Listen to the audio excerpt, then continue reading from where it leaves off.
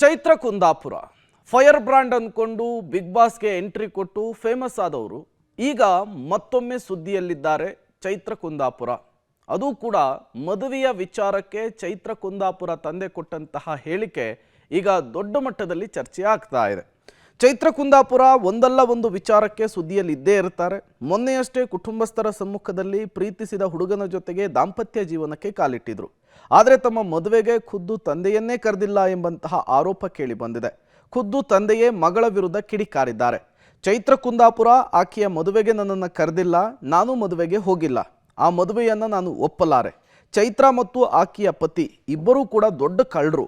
ನನ್ನ ಪತ್ನಿ ಕೂಡ ಚೈತ್ರ ಬೆಂಬಲಕ್ಕೆ ನಿಂತಿದ್ದಾರೆ ಅಂತ ಹೇಳಿ ಚೈತ್ರ ಕುಂದಾಪುರ ತಂದೆ ಬಾಲಕೃಷ್ಣ ನಾಯಕ್ ಆಕ್ರೋಶವನ್ನು ಹೊರಹಾಕಿದ್ದಾರೆ. ಚೈತ್ರ ಕುಂದಾಪುರ ಸದಾ ಒಂದಲ್ಲ ಒಂದು ಸುದ್ದಿಯಲ್ಲಿ ಇದ್ದೇ ಇರ್ತಾರೆ. ಈ ಹಿಂದೆ ಬಿಜೆಪಿಯ ಟಿಕೆಟ್ ಕೊಡಿಸುವುದಾಗಿ 5 ಕೋಟಿ ರೂಪಾಯಿ ವಂಚನೆ ಮಾಡಿದ್ರು ಅನ್ನುವಂತಹ ಆರೋಪವನ್ನು ಎದುರಿಸಿದ್ರು. ಅದಾದ ಮೇಲೆ ಜೈಲಿಗೂ ಕೂಡ ಹೋಗಿ ಬಂದರು.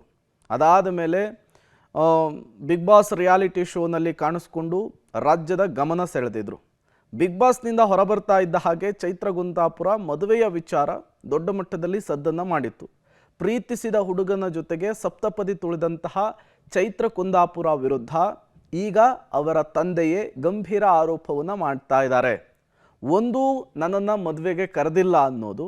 ಎರಡನೇದು, ಈಕೆ ಮತ್ತು ಅಂದರೆ ಚೈತ್ರ ಕುಂದಾಪುರ ಮತ್ತು ಚೈತ್ರ ಕುಂದಾಪುರ ಮದುವೆ ಆಗಿರುವಂತಹ ಹುಡುಗ ಇಬ್ಬರೂ ಕೂಡ ದೊಡ್ಡ ಕಳ್ಳರು ಅಂಥೇಳಿ ಚೈತ್ರ ತಂದೆಯೇ ಆರೋಪವನ್ನು ಮಾಡಿರುವಂಥದ್ದು. ಜೊತೆಗೆ ಇವರು ಹೇಗೆಲ್ಲ ವಂಚನೆ ಮಾಡಿದ್ದಾರೆ, ಯಾರಿಗೆಲ್ಲ ವಂಚನೆ ಮಾಡಿದ್ದಾರೆ ಎಲ್ಲವನ್ನು ಕೂಡ ವಿವರಿಸುವಂತಹ ಕೆಲಸವನ್ನು ಸ್ವತಃ ಚೈತ್ರ ತಂದೆಯೇ ಮಾಡಿರುವಂಥದ್ದು. ಈಗಾಗಲೇ ಚೈತ್ರ ಕೂಡ ಇದಕ್ಕೆ ಕ್ಲಾರಿಫಿಕೇಷನನ್ನು ಸೋಷಿಯಲ್ ಮೀಡಿಯಾ ಮೂಲಕವೇ ಕೊಟ್ಟಿದ್ದಾರೆ.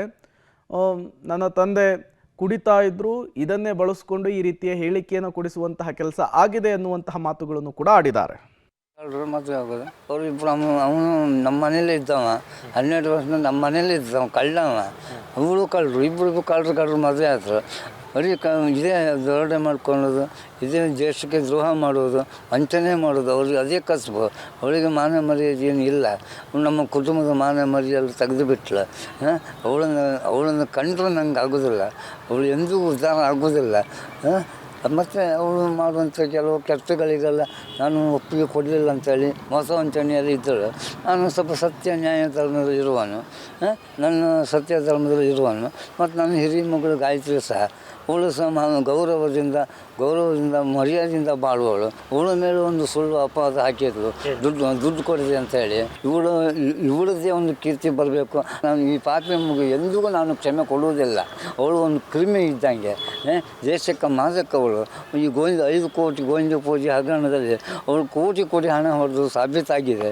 ಲಕ್ಷ ಡಿವೈಡ್ ಮಾಡಿ ನನ್ನ ಹೆಸರಲ್ಲಿ, ನನ್ನ ಹೆಂಡತಿ ಹೆಸರಲ್ಲಿ ಮತ್ತು ಶ್ರೀಕಾಂತ್ ಹೆಸರಲ್ಲಿ, ಚೈತನ್ಯ ಹೆಸರಲ್ಲಿ, ಹೀಗೆ ಪಡ್ಡೆ ಹುಡುಗರ ಹೆಸರನ್ನೆಲ್ಲ ಡಿಪಾಸಿಟ್ ಮಾಡಿ, ಆ ಡಿಪಾಸಿಟ್ ಮಾಡಿದ ಬಾಂಡ್ ಮೇಲೆ ಮತ್ತು ಸಾಲ ತೆಗೆದು ಆ ಸಾಲದಿಂದ ಬರುವ ಬಡ್ಡಿಯಲ್ಲಿ ಇವಳು ವಂಚನೆ ಮಾಡಿ ತಿಂತಾ ಇದ್ದಾರೆ. ಇದು ಚೈತ್ರ ಕುಂದಾಪುರ ತಂದೆ ಬಾಲಕೃಷ್ಣ ನಾಯಕ್ ಅವರು ಮಾಡ್ತಾ ಇರುವಂಥ ಆರೋಪ. ಒಂದು, ಚೈತ್ರ ಕುಂದಾಪುರ ವಿಚಾರಕ್ಕೆ ಸಾಲು ಆರೋಪವನ್ನು ಮಾಡ್ತಾ ಇದ್ದಾರೆ. ಚೈತ್ರ ಕುಂದಾಪುರ ಮಾಡ್ತಾ ಇರುವಂತಹ ಕೆಲಸಗಳಿಗೆ ಆಕೆಯ ತಾಯಿ ಬೆನ್ನೆಲುಬಾಗಿ ನಿಂತಿದ್ದಾರೆ, ಅದೆಲ್ಲವೂ ಕೂಡ ಅವ್ರಿಗೆ ಗೊತ್ತು ಅನ್ನುವಂತಹ ಮಾತುಗಳನ್ನು ಕೂಡ ಆಡ್ತಾ ಇರುವಂಥದ್ದು. ಈ ಹಿಂದೆ ಬಿಗ್ ಬಾಸ್ನಲ್ಲಿ ಕಾಣಿಸಿಕೊಂಡಂತಹ ಸಂದರ್ಭದಲ್ಲಿ ಫ್ಯಾಮಿಲಿ ಅವರನ್ನು ಕರೆಸುವಂತಹ ಒಂದು ಟಾಸ್ಕ್ ಕೂಡ ಇತ್ತು.